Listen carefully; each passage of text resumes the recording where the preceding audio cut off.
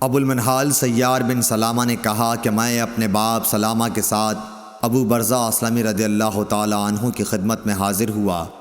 ان سے میرے والد صاحب نے پوچھا کہ رسول اللہ صلی اللہ علیہ وسلم فرض نمازیں کس طرح یعنی کن کن اوقات میں پڑھتے تھے، ہم سے اس کے بارے میں بیان فرمائیے۔ انہوں نے فرمایا کہ آپ ہجویر ظہر، جسے تم صلاۃ اولیٰ کہتے ہو، سورج ڈھلتے ہی پڑھتے تھے، اور آپ کے عصر پڑھنے کے بعد کوئی بھی شخص اپنے گھر واپس ہوتا اور وہ بھی مدینے کے سب سے آخری کنارے پر تو سورج ابھی صاف اور روشن ہوتا۔